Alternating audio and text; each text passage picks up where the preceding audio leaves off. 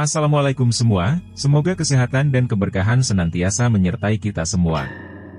Pada kesempatan kali ini, saya akan mempersembahkan sebuah cerita yang ditulis oleh Diosetta berjudul, Imah Leuweung Part Terakhir, Penebusan. Sebelum kita memulai cerita tersebut, alangkah baiknya untuk memberikan dukungan dengan cara like, komen, dan subscribe. Dukungan dari kalian sangat berarti bagiku dan akan menjadi motivasi bagi saya untuk terus membawakan cerita-cerita yang menarik lainnya. Dan jangan lupa mampir di Twitter Diosetta, untuk cerita-cerita horor yang lebih seru lainnya. Danan. Bangun Danan. Ucap Cahyo sembari menggoyangkan tubuhku. Aku membuka mata perlahan, rasa sakit menjalar di seluruh tubuhku, aku memastikan wujudku yang saat ini tak lagi bersatu dengan Sukma yang Widarpa. Di mana kita Cahyo? Tanyaku pada Cahyo yang masih memastikan kondisiku. Sepertinya kita kembali ke Imah Leuweung, ucapnya. Nampaknya kami berhasil selamat dari kejaran Brakaraswana. Jasad Mirah. Tanyaku lagi kepada Cahyo. Itu. Jawab Cahyo sembari menunjuk ke suatu sudut ruangan.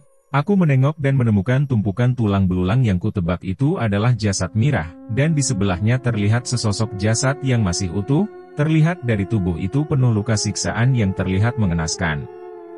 Aku mengenali juga jasad itu adalah jasad Embah Wira. Cahyo, kenapa kita harus bawa jasad Embah Wira juga? Tanyaku pada Cahyo.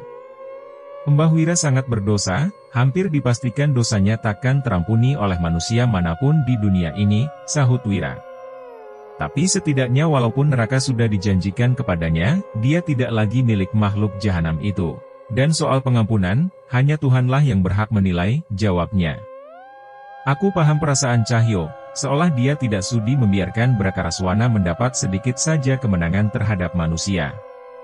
Sudah bisa bergerak? Tanya Cahyo. Aku mengangguk dan mencoba untuk berdiri, seluruh tenagaku sudah habis, begitu juga dengan Cahyo, semoga dengan ini semua sudah selesai. Ayo, kita selesaikan tugas terakhir kita. Ucap Cahyo. Aku mengerti dengan apa yang dimaksud oleh Cahyo, yaitu menguburkan dengan layak jasad dari Mirah sang tumbal pertama sekaligus syarat Brakaraswana bisa terhubung dengan dunia ini. Kami mengumpulkan tulang-tulang Mirah satu persatu, dan keluar dari ruangan tempat di mana Mirah ditumbalkan. Tempat ini seharusnya tidak pernah ada, ucapku sambil memperhatikan setiap sisi rumah tua yang terlihat mengerikan ini. Mungkin merobohkan rumah ini bisa jadi pilihan yang bijak, biar warga sini saja yang melakukan. Jawab Cahyo. Kami berjalan keluar. Terlihat dari luar rumah cahaya bulan bersinar menyinari hutan yang dipenuhi dengan pohon jati. Cukup melegakan, tempat yang sebelumnya dipenuhi makhluk halus, kini terlihat sepi.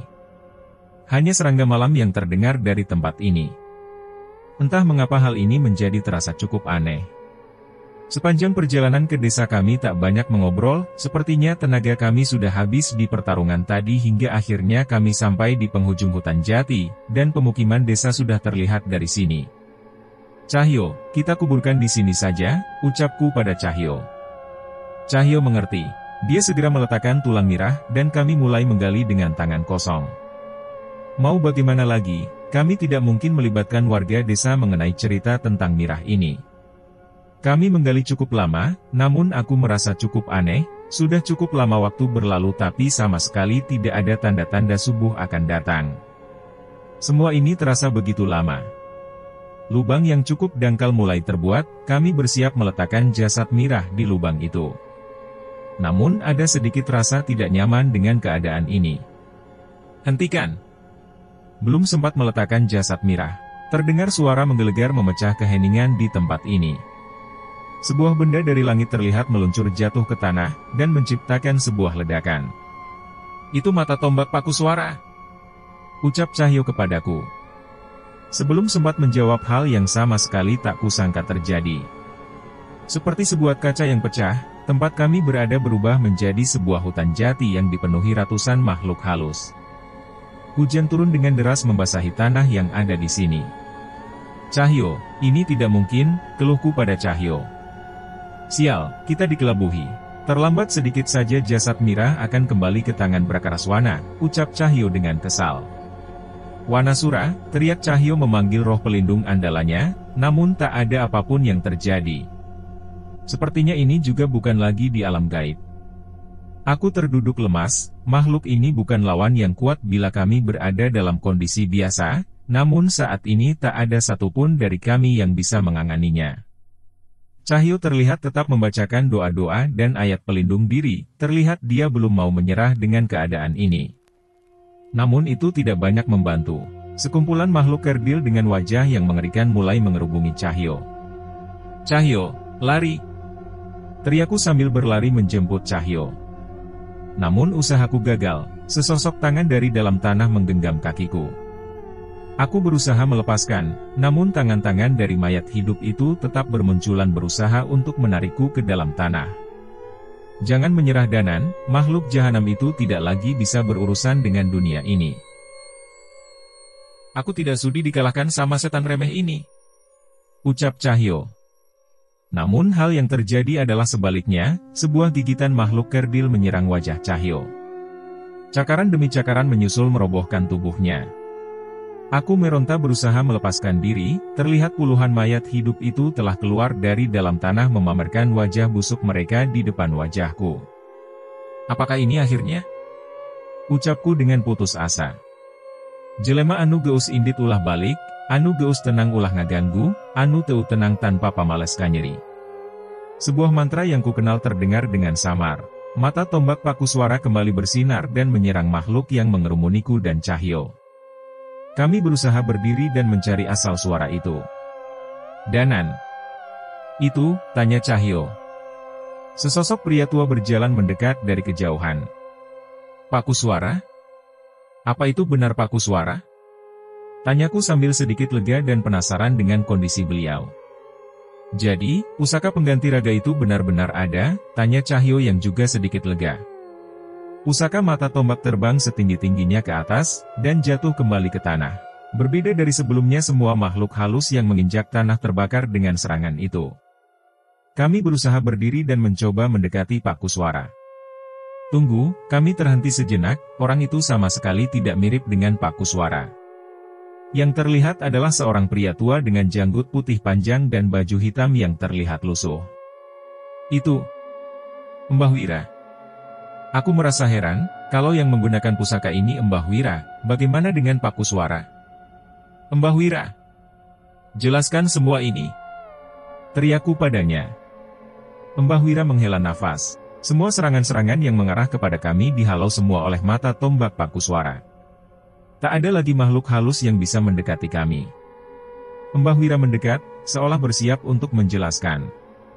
Sebelum Brakaraswana menghabisi Kuswara membacakan mantra dan mengarahkan mata tombak ini pada jasadku yang kalian bawa. Cerita Mbah Wira. Selesaikan semuanya, itu ucapan terakhir Kuswara yang terdengar dari mata tombak ini, dan setelah kalian membawa jasadku ke alam ini, sukmaku yang terjebak di tubuh pemberian Brakaraswana kembali ke tubuh ini, dan sepertinya kekuatan dari Kuswara memulihkan tubuhku, lanjutnya. Aku dan Cahyo setengah tidak mempercayai hal ini. Pak Kuswara, bagaimana dengan Pak Kuswara? Tanyaku pada Mbah Wira. Dia menghela nafas, dan menggelengkan kepalanya. Tidak mungkin ada yang bisa selamat dari serangan sebrutal itu, ucap Mbah Wira. Seluruh tubuhku mulai bergetar mendengar jawaban Mbah Wira. Tapi, pusaka pengganti raga, tanyaku. Tidak ada lagi pusaka seperti itu, kalaupun ada kamu pun tahu sendiri cara menggunakannya, jawab Mbah Wira. Aku mengingat ke belakang. Kujang pusaka pengganti raga harus dibawa oleh pemiliknya bukan diserahkan pada orang lain. Lalu yang diserahkan kepada anak kecil bernama Gio itu apa? Tidak mungkin. Tidak mungkin Pak Kuswara mati. Aku berteriak sekencang-kencangnya, rasa emosiku meluap mengingat bagaimana cara Pak Kuswara mati. Brakaraswana menyerangnya dengan brutal menarik lengannya hingga terputus dan melumat kepalanya hingga tak berbentuk. Danan. Cukup Danan. Cukup. Teriak Cahyo sambil menahan air matanya juga. Aku belum pernah bertemu dengan orang sebijak dia. Ucapku pada Cahyo. Kalau begitu kita pastikan kematiannya tidak sia-sia, ucap Cahyo sambil berdiri dan mengikatkan sarungnya. Semua terjadi begitu cepat. Aku dan Cahyo membacakan doa dan ayat untuk melindungi kami dari serangan makhluk gaib dan serangan mata tombak yang diarahkan Mbah Wira menghabisi semua makhluk halus yang ada di hutan ini. Cahaya matahari mulai muncul, kami membawa jasad Mirah keluar hutan dan menguburkannya di pinggir desa. Tak lupa doa-doa pun kami panjatkan agar Mirah bisa tenang untuk pergi ke alam baka. Mbah Wira terlihat masih di pinggir hutan. Terlihat tubuhnya kembali mengeriput dan terlihat lemah. Kami pun menghampiri Mbah Wira. Aku tak bisa lagi bertemu dengan warga desa, ucap Mbah Wira. Kami mengerti kondisi Mbah Wira. Seandainya warga desa mengetahui semuanya itu akan menyulutkan emosi warga. Bila ada yang dendam dengan Mbah Wira, itu akan menimbulkan dosa baru lagi. Lalu apa rencana Mbah Wira? Tanya Cahyo. Aku akan menghabiskan akhir hayatku menjaga hutan ini, seandainya aku bisa mati biarkan hutan ini menjadi tempat istirahat terakhirku, jawab Mbah Wira. Mbah Wira mengeluarkan mata tombak Pakuswara, terlihat benda itu segera melesat ke langit dan hilang dari pandangan kami. Kekuatan Candra Mukti sudah melindungi desa ini cukup lama melalui Pakuswara, sepertinya tugasnya sudah selesai, ucap Mbah Wira. Kami doakan yang terbaik untuk Mbah Wira. Semoga Mbah Wira bisa menemukan jalan penebusan atas dosa-dosa Mbah Wira. Ucapku sembari meninggalkan hutan jati dan Mbah Wira di sana. Cahaya matahari terlihat begitu terang, hawa pagi yang sejuk sungguh terasa sangat nyaman.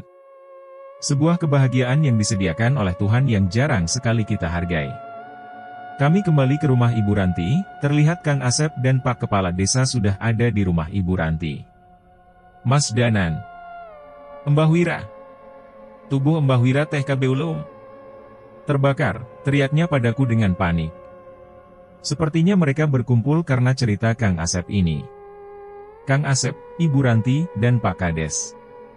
Mohon sabar sebentar ya, kami akan ceritakan semuanya, jawabku. Aku dan Cahyo membersihkan tubuh dan mengganti baju, segelas teh hangat yang disediakan Ibu Ranti terasa begitu nikmat, seolah ini adalah minuman ternak di dunia ini. Cukup panjang waktu yang kami habiskan untuk menceritakan kejadian semalam, Pak Kades setengah tidak percaya atas apa yang terjadi. Ibu Ranti terlihat sedih mendengar kondisi Pak Kuswara walau aku tak menceritakan secara detail bagaimana Pak Kuswara meninggal. Kang Asep, tubuh Mbah Wira yang Kang Asep jaga adalah tubuh pemberian Brakaraswana. Maka tidak heran jika tubuh itu terbakar saat makhluk itu kembali ke neraka, jelas Cahyo. Iya mas, tapi sekarang Mbah Wira bagaimana? Tanya Kang Asep. Dia memilih untuk menghabiskan akhir hayatnya di hutan jati dan mencari cara untuk menebus dosa-dosanya, jawabku. Pak Kepala Desa berusaha mengerti atas semua kejadian ini, dia terlihat cukup tenang saat tahu keadaan desa sudah aman dan tidak ada lagi yang akan mati karena makhluk pencari tumbal. Mas Danan, Mas Cahyo. Terima kasih atas bantuan kalian, saya akan mencari cara untuk menjelaskan ini ke warga. Saya izin pamit. Ucap Pak Kepala Desa sambil meninggalkan rumah Ibu Ranti. Sudah seminggu semenjak kejadian di Imah Leuweung, tidak ada kejadian gaib lagi dan desa mulai beraktivitas seperti biasa. Cahyo pun terlihat sudah menyiapkan perlengkapannya dan bersiap kembali ke Klaten. Cahyo, terima kasih atas bantuanmu di sini. Aku berhutang budi lagi, ucapku pada Cahyo. Kamu ngomong apa? Jangan sekali-kali kamu menahan diri apabila butuh pertolongan, aku bakal marah kalau itu terjadi, ancam Cahyo. Aku tersenyum. Sebuah anugerah yang sangat luar biasa bisa kenal dan memiliki sahabat seperti Cahyo. Danan, kalau sudah selesai dengan urusanmu di sini segeralah kembali ke Jogja. Ingat masih ada urusan yang harus kita selesaikan di sana, ucapnya dengan nada serius. Aku mengerti dengan yang Cahyo maksudkan, aku pun mengangguk memberikan jawaban setuju atas kata-katanya.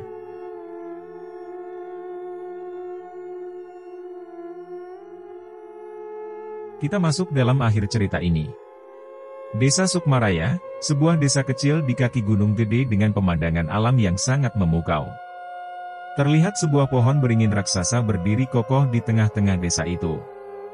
Langit sudah memerah dan hari sudah mulai malam, namun tidak biasanya terlihat seorang anak kecil berjalan mendekati pohon beringin raksasa itu. Anak kecil itu mendekat, namun ia ragu-ragu, beberapa kali ia mencoba berbalik untuk membatalkan niatnya.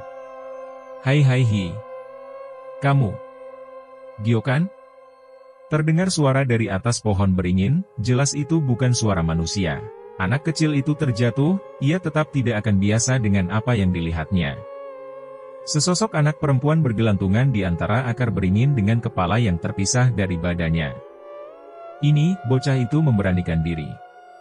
Ia menyerahkan sebuah benda berbentuk kalung. Dari mana kamu dapatkan benda ini? Tanya makhluk itu pada bocah itu. Pak Kuswara, jawabnya dengan terbata. Makhluk itu mendekat mengambil benda itu, seketika wujud makhluk itu bersinar, dan ketika sinar itu hilang wujudnya kembali menjadi anak kecil yang terlihat polos. Apa yang terjadi dengan Bagas?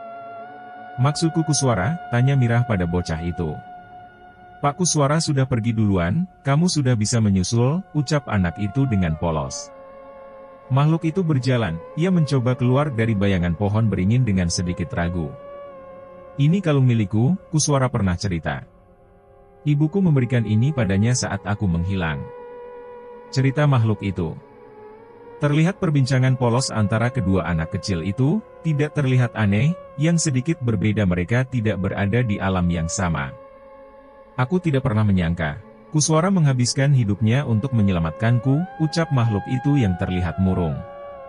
Sekarang semua sudah selesai, semoga kalian bisa main bareng lagi ya di sana. Ucap bocah itu. Makhluk itu meneruskan langkahnya keluar dari bayangan pohon beringin. Benar saja tidak ada makhluk apapun yang berusaha menyerang. Sebaliknya, cahaya hangat menyelimuti tubuh makhluk kecil itu menuntunnya ke sebuah tempat. Terlihat seorang anak laki-laki menjemputnya dari dalam cahaya itu. Sambil menitikan air mata perempuan kecil itu tersenyum dan berlari menyambut tangan yang menjemputnya. Tamat. Akhirnya kita sampai di ujung cerita, Imah Leuweung. Untuk semua part video, sudah Mimin taruh di dalam deskripsi. Dan kalau tidak ada halangan, besok Mimin akan lanjut untuk upload cerita baru. Jangan lupa untuk like dan bagikan cerita ini kepada teman-teman dan saudara kalian, supaya channel ini terus berkembang.